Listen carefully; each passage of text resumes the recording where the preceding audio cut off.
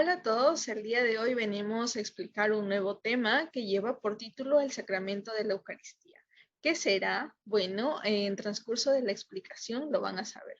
Los integrantes de este grupo son Bonilla Sánchez Juliana y Rojas Alejandría Yaneli. Empecemos. ¿Qué es el sacramento de la Eucaristía? Es el sacramento en el cual bajo las especies de pan y vino Jesucristo se halla verdaderamente real y sustancialmente presente. Esto se da con su cuerpo, sangre, alma y divinidad. Acá también Santo Tomás de Aquino menciona o tiene un pronunciamiento sobre esto en el cual señala que la Eucaristía es el sacramento por automacia en el que argumenta algunas razones. La primera es que por su contenido no se nos otorga la gracia, sino al autor y fuente de la misma, es decir, se nos otorga a Jesucristo. El otro punto, la otra razón de Santo Tomás de Aquino se refiere a la subordinación, y es que los restantes sacramentos, es decir, los otros sacramentos que conocemos, que son 7, están ordenados a preparar el alma para recibir la Eucaristía. Y por último tenemos por el rito de los otros sacramentos que la mayor parte de las veces se complementan con la Eucaristía. Es decir, todos los sacramentos se van a de alguna manera ligar con el sacramento de la Eucaristía. ¿Cuál es la materia y forma del sacramento de la Eucaristía? Bien, la materia para la confección de la Eucaristía es el pan de trigo y el vino de la vid. Esto está establecido en el Concilio de Trento. Para la validez del sacramento se precisa pues que el pan sea exclusivamente de trigo, que esté amasado con harina de trigo y agua natural y que sea cocido al fuego. Para la licitud del sacramento se requiere pues que el pan sea ácimo y que al vino se le añadan unas cuantas gotas de agua. La forma, como ya sabemos, son aquellas palabras con las que Cristo instituyó este sacramento. Dichas palabras son: este es mi... ¿Quién es el ministro y el sujeto en la Eucaristía? En cuanto al ministro, solo el sacerdote válidamente ordenado es ministro capaz de confeccionar el sacramento de la Eucaristía, actuando en la persona de Cristo. El sujeto, por otro lado, el sujeto es todo bautizado capaz de recibir válidamente la Eucaristía, aunque se trate de un niño. Esta es una excepción. Para que la recepción del sujeto sea lícita o fructuosa, el sacramento se requiere que el sujeto esté en estado de gracia, sepa también a quién recibe por medio de este sacramento, que su intención sea recta y, por último, que haya cumplido el ayuno eucarístico según manda la Santa Iglesia. ¿Existe necesidad y obligación de recibir el sacramento de la Eucaristía? Bien, cabe resaltar que la Eucaristía lo es todo. Es prolongación sacramental de la Encarnación, es la actualización del sacrificio redentor de Cristo, es fuente y alimento del cuerpo místico, además de prenda de la vida futura. Todo el ministerio cristiano está concentrado en ella. De aquí su necesidad para el cristiano, de manera que pues esta no se puede entender en términos de obligación, sino en términos de necesidad. Así lo manifestó Jesús en el discurso de Cafarnaúm, donde éste expresa: en verdad os digo, si no coméis la carne del Hijo del Hombre y no bebéis su sangre, no tendréis vida en vosotros. Asimismo, San Cipriano, pues que también es testigo de la necesidad de la Eucaristía para el cristiano, manifiesta: rezamos todos los días para obtener este pan y recibimos cada día la Eucaristía como alimento de nuestra salvación. No queremos que nos obliguen a abstenernos de la comunión. Eh, es importante mencionar que la Iglesia ordena en su tercer mandamiento que al menos una vez al año y por Pascua de Resurrección, todo cristiano con uso de razón pues debe recibir la Eucaristía. También hay obligación de comulgar cuando se está en peligro de muerte. En este caso, la comunión se recibe a modo de viático. Viático significa pues preparación para el viaje a la vida eterna. ¿Es importante la comunión frecuente y diaria? Es muy bueno comulgar lo más a menudo posible, siempre que se haga con las disposiciones debidas. recordemos o es necesario mencionar que comulgar es el acto más sublime de nuestra vida porque la comunión nos hace uno mismo con Jesucristo, haciendo a Dios infinitamente sabio, rico, bueno, poderoso, que no pudo darnos el regalo más grande que es la Sagrada Eucaristía. Jesús a través de este sacramento manifestó el amor infinito que nos tenía, dándose a sí mismo para el alimento de nuestra alma. Es por ello que a partir de esto desea que nos acerquemos a menudo a la Sagrada Eucaristía. Es por eso que Él la instituyó bajo las apariencias del pan y el vino para indicarnos que siendo este es el alimento más usado para la conservación de la vida espiritual. A partir de ello, nos como que haremos una pequeña interrogante a partir del cuestionamiento general.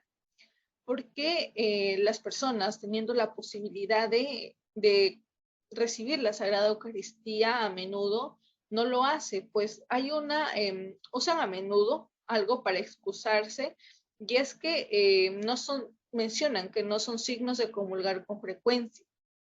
Pero para la Santa Iglesia, la única indignidad para comulgar es tener pecado mortal, algo que no todas las personas lo tienen. El que debe, el que lo debe, el que lo tiene debe quitarlo cuanto antes y comulgar. Otras personas alegan que la obligación de comulgar es solo una vez al año, pero de alguna manera deben advertir que la vida corporal no nos en la vida corporal no nos contentamos con lo estrictamente necesario, pan, sopa, para comer una cueva para dormir.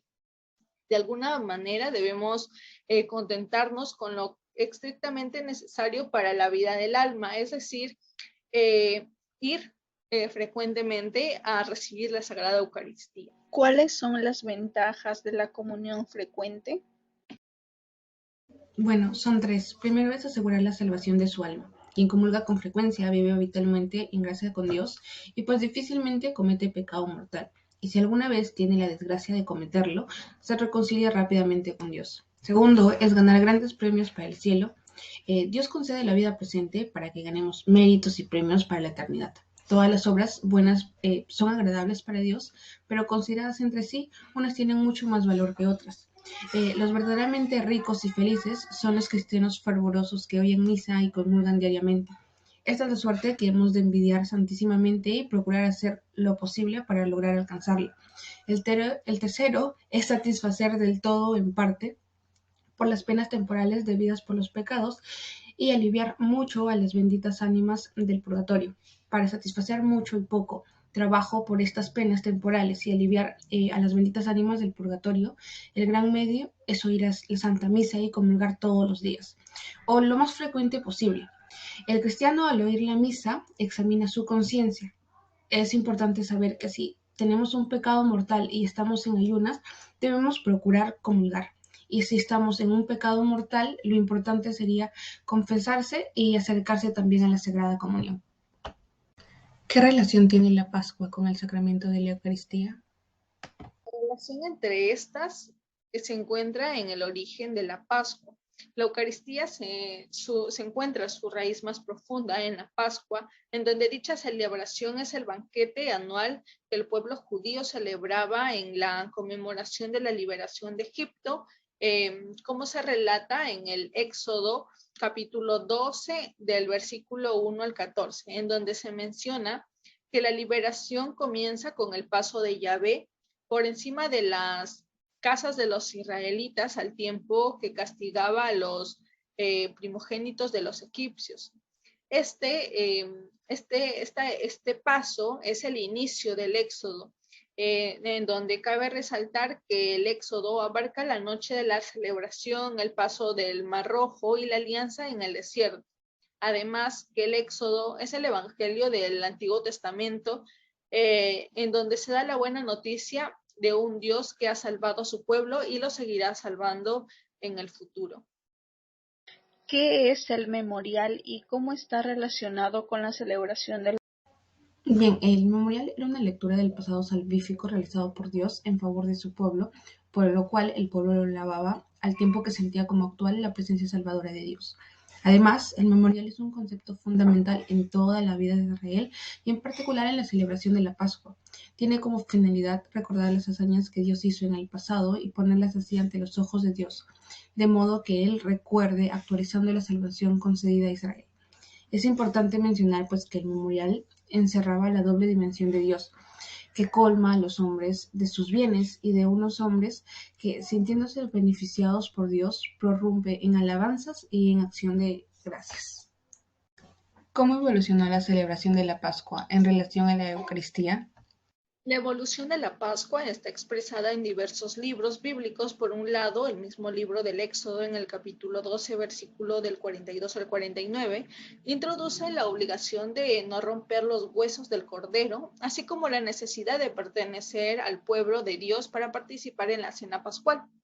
Por otro lado, en Deuteronomio, capítulo 16, del versículo del 1 al 8, introduce también otras particularidades, entre las que resulta el hacer de la fiesta de la Pascua una peregrinación, puesto que manda acudir a Jerusalén e inmolar el cordero. Es la práctica que vemos en tiempos de Josías y después del exilio. Ello, de alguna manera, era consecuencia de la centralización del culto. Antes de la fiesta de la Pascua era una fiesta de familia que se celebraba en cada domicilio particular. Ahora se convierte en una auténtica fiesta de peregrinación a Jerusalén. ¿Qué significa la sangre de la alianza? Bien, primero es importante mencionar que esta alianza va a ser la institución fundamental que regule las relaciones entre Dios y su pueblo. Fue contraída en el desierto y emplea la sangre con el significado de vida que tenía entre los hebreos. En cuanto a su significado, esta viene a ser la comunión de vida que de ahora en adelante existirá entre Dios y su pueblo. ¿En qué consisten los sacrificios suscitados en Israel y cómo se dividen? Primero es importante mencionar que el sacrificio ocupa un puesto central en el culto israelita, como en casi todas las religiones antiguas, particularmente el sacrificio que tiene lugar en la fiesta judía del Yom Kippur es imprescindible para comprender la carta de los hebreos, que presenta el sacrificio de Cristo como un único y definitivo sacrificio de expiación por los pecados realizado con su propia sangre, con la cual entró en el santuario celeste de una vez por todas. De este modo, el sacrificio israelita es una acción ritual mediante la cual el hombre trata de entrar en contacto, en comunión con la divinidad para rendirle homenaje, hacerle propicia y satisfacerla, o para protegerse de su cólera y descartar influencias peligrosas. Estos se dividen en sacrificios cruentos, que están holocaustos, con los sacrificios pacíficos o de comunión, y, y con los sacrificios de expiación.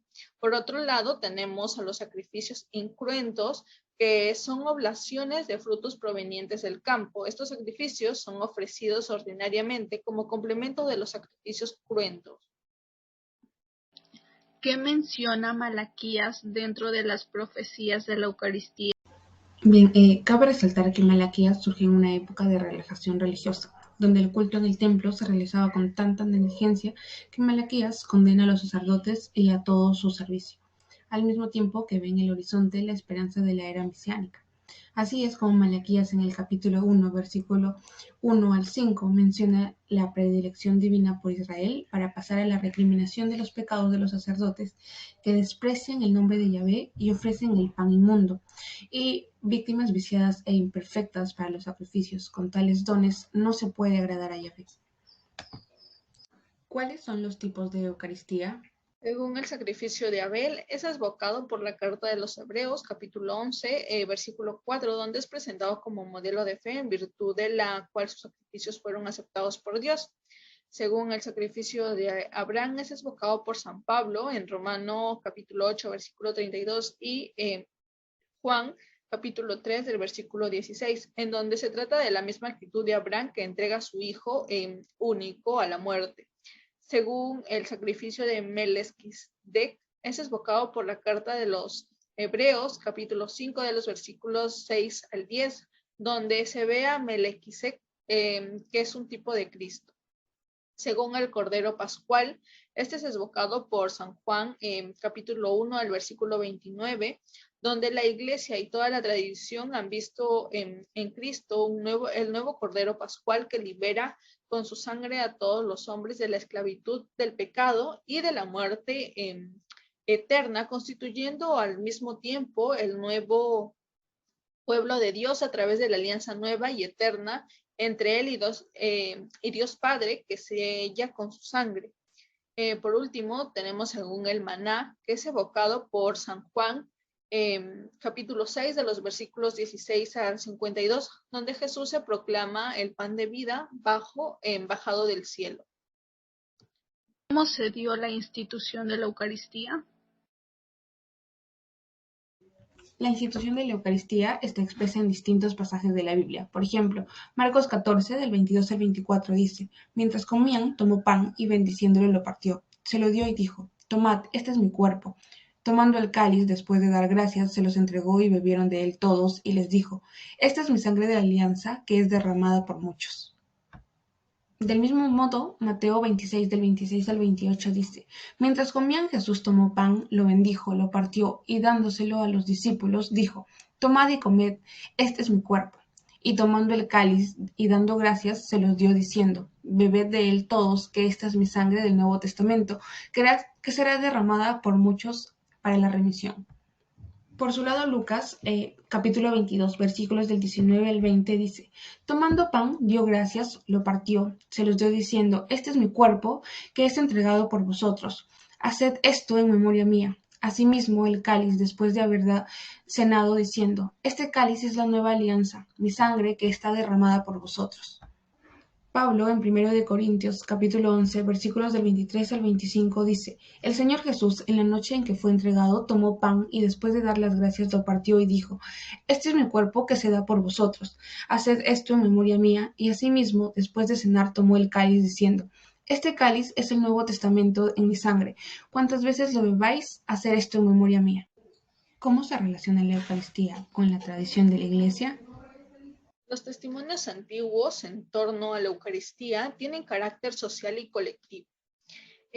Ahí encontramos a la catequesis para los recién convertidos, cartas dirigidas a los fieles, liturgia, inscripciones funerarias, pinturas en las catacumbas, defensa ante las herejías, en donde también encontramos a la exta al Fides Sexpes, en donde se admite universalmente que después de la consagración el pan y el vino son el cuerpo y la sangre de Cristo.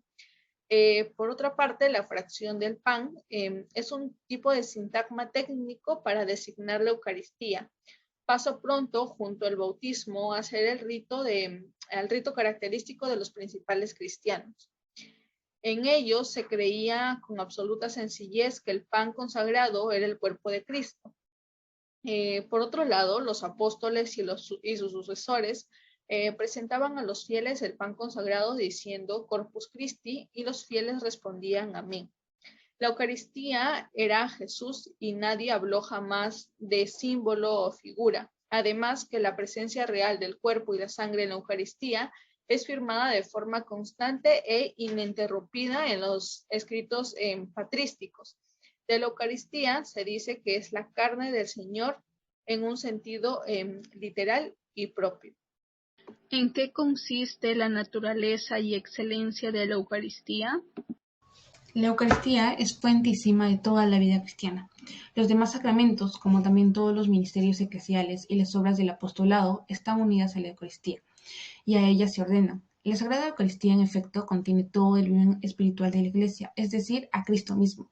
La Eucaristía significa y realiza la comunión de vida con Dios y la unidad del pueblo de Dios, por lo que la Iglesia es ella misma. En ella se encuentra a la vez la cumbre de la acción por la que en Cristo Dios santifica al mundo y del culto que en el Espíritu Santo los hombres dan a Cristo y por él al Padre.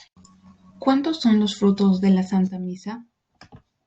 Son 4 los frutos de la Santa Misa. El primero es el fruto general, en donde por el mero hecho de ser miembro de la Iglesia, cada fiel asista o no a la celebración de la Santa Misa, participa de los beneficios de la Eucaristía. Es un bien común que se ofrece por toda la Iglesia y es un modo de actualizar la obra redentora de Cristo entre nosotros. Y eso no puede quedar sin consecuencias para toda la iglesia. Este es un fruto que alcanza a toda ella, vivos y difuntos, y el hecho de participar en la Eucaristía es redimir el mundo de la forma más eficaz. Por otro lado, tenemos al fruto particular o ministerial, en donde el cual el sacerdote puede aplicar la Eucaristía por una determinada intención. Él es el dispensor de los misterios de Dios y pertenece a él ofrecer sacrificios y determinar la intención por la que ofrece la Santa Misa. El otro fruto es el especialísimo, en donde el sacerdote, en virtud de su acción ministerial, está unido a Cristo, sacerdote, de una forma especial también, en donde a él se debe la actualización aquí y ahora del sacrificio de Cristo, y él es el primer beneficiado de ello.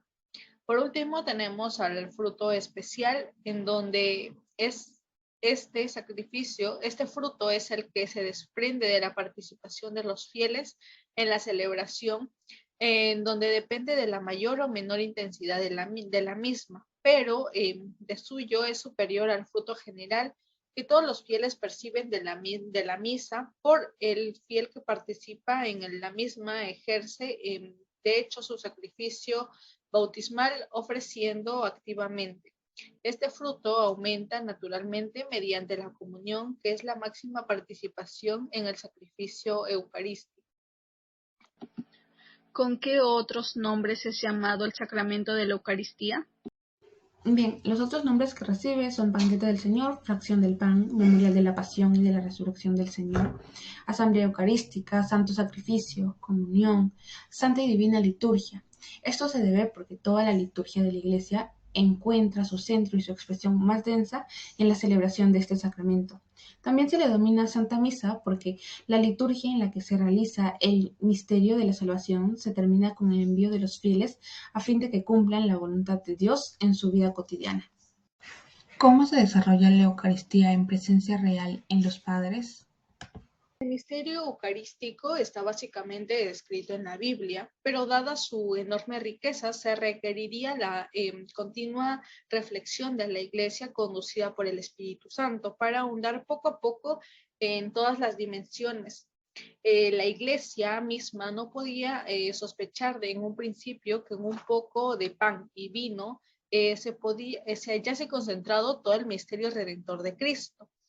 Lo tuvo que ir descubriendo lentamente bajo la iluminación del Espíritu Santo, del modo que San Cirilo de Jerusalén escribía que el pan y el vino te aparecen en un estado puramente natural, pero que no te detengas ahí, pues que la afirmación del Maestro son el cuerpo y la sangre de Cristo. Por otro lado, también menciona San Juan Crisóstomo que debe, él menciona textualmente y dice: inclinémonos ante Dios y no le contradigamos, aun cuando lo que Él dice pueda parecer contrario a nuestra inteligencia. Observemos esta misma conducta respecto del misterio eucarístico, no considerando solamente lo que cae bajo los sentidos, sino atendiendo a sus palabras, porque su palabra no puede engañar. ¿Cómo se desarrolla la Eucaristía en la presencia real en la preescolástica? Bien, Amalario de Metz habla del cuerpo triforme de Cristo a propósito de las tres partes en que se divide la hostia en el rito de la misa: la parte que se echa en el cáliz, la que se comulga el sacerdote y la que queda en el altar para llevar a los enfermos. ¿Qué es el Concilio de Trento? El Concilio de Trento desde un principio se sitúa en el marco de la fe de la Iglesia que, conducida por el Espíritu Santo, llega a penetrar el sentido verdadero y total del misterio eucarístico. Este defiende 4 puntos fundamentales, en donde el primero es la presencia real del cuerpo y de la sangre de Cristo, así como de toda persona. La segunda es la presencia de Cristo entero en cada una de las especies y partes, y no solo durante su uso. Lo tercero es la transustanciación, que va directamente contra Lutero. La cuarta es la adoración y reserva, en donde se define la legitimidad de la adoración y de las procesiones. Y por último tenemos a la remisión de los pecados, en donde el concilio enseña que la remisión de los pecados no es el fruto principal de la Eucaristía. En el canon 11 se establece que los que tengan conciencia de pecado mortal, por muy contrictos que se les parezca estar teniendo suficientes confesores, tienen que confesarse antes de comulgar. El Concilio del Trento no dijo nada nuevo, sino que este solamente se limitó a expresar con una claridad mayor la doctrina que poco a poco se había impuesto en la tradición por medio de un esfuerzo común. ¿Qué da a entender el sacrificio de Cristo? Según el autor de la Carta de los Hebreos, el sacrificio de Cristo en la cruz es un sacrificio de expiación de los pecados, que es único, definitivo, irrepetible y eterno. Ahora bien, el sacrificio de la Eucaristía es un sacrificio propiciado por nuestros pecados. En síntesis, el sacrificio eucarístico es el mismo sacrificio de Cristo en la cruz. Como diría San Juan Crisóstomo, ¿no? Ofrecemos siempre el mismo, siempre el mismo. Así como Cristo, que es ofrecido en muchos altares, es un único cuerpo y no muchos cuerpos, así también su sacrificio es único. ¿Qué sucesos se dan en la última cena, el sacrificio de la cruz y la misa? En la última cena, terminada la celebración de la Pascua judía o dentro de ella, Jesús instituye la Eucaristía. Partiendo de las palabras de la institución, este es mi cuerpo entregado, esta es mi sangre derramada, haced esto en memoración mía. Se puede deducir dos cosas fundamentales de lo que él menciona. Lo primero es que anticipa el sacrificio de la cruz mediante presente bajo las apariencias de pan y vino. Y lo segundo es que entrega a la iglesia este sacrificio en la persona de los apóstoles para que lo sigan ofreciendo en esta forma hasta el final de los tiempos. Se refiere a la forma de cuerpo y sangre de Cristo en la forma de pan y vino. ¿Cómo ocurre la presencia de Cristo en la institución de la Eucaristía? Cuando el sacerdote consagra el pan y el vino, se hace presente en la celebración la víctima y el sacerdote que se ofreció en la cruz, bajo las especies eucarísticas, ¿no? Tal como se ofreció en la última cena, y que como víctima gloriosa perdura eternamente en el cielo. Y cuando el sacerdote hace el ofrecimiento en el altar a Dios Padre, participa de la acción sacerdotal de Cristo, en el sentido de que ésta pasa a través del ministro. Es decir, es el mismo Cristo el que se ofrece a través del sacerdote o el ministro. ¿Se repite el sacrificio de Cristo? No se repite ni se multiplica, solo se participa repetidamente bajo la forma sacramental del único sacrificio de Cristo en la cruz que perdura eternamente en el cielo. No se repite el sacrificio de Cristo, sino en las múltiples participaciones en él. La Eucaristía es la actualización del mismo sacrificio de la cruz, tal como perdura en el cielo, en la forma en la que Jesús lo celebró en la última cena. ¿La presencia de Jesús en el sagrario actualiza su sacrificio? La sola presencia de Cristo en el sagrario no actualiza el sacrificio de Cristo. Para la actualización sacramental del eterno sacrificio de Cristo, se requiere no solo la presencia de la víctima, sino la mediación sacerdotal del ministro, a través del cual obra Cristo como oferente. En el sagrario de la Iglesia no ofrece el sacrificio de Cristo, pero Cristo pues perdura en él como víctima del sacrificio y a la vez suscita en nosotros pues el deseo de identificarnos plenamente con él por medio de la comunión sacramental. ¿En qué consiste el sacrificio de la Iglesia? Nuestro Señor en la última cena instituyó el sacramento eucarístico de su cuerpo y sangre, con el cual iba a perpetuar por los siglos, hasta su vuelta, el sacrificio de la cruz y confiar así a su esposa, la Iglesia, el memorial de su muerte y resurrección. El verdadero motivo por el que Cristo dejó a su Iglesia en forma sacramental el sacrificio de la cruz no fue otro que el permitirle participar en él, hacerle suyo y entrar así en el mismo culto eterno que Cristo ofrece al Padre. Es la iglesia entera la que ofrece el sacrificio de Cristo sobre el altar. Y es Cristo el que deja el memorial de su pasión a su iglesia con el fin de que lo ofrezca al Padre. ¿Cuáles son los fines del sacrificio eucarístico? Bien, son 4 los fines del sacrificio eucarístico. Primero, el atréutico de adoración. Segundo, el eucarístico o de acción de gracias. Tercero, el propiciatorio de petición de perdón. Y por último, el impetratorio o petición de nuevas gracias.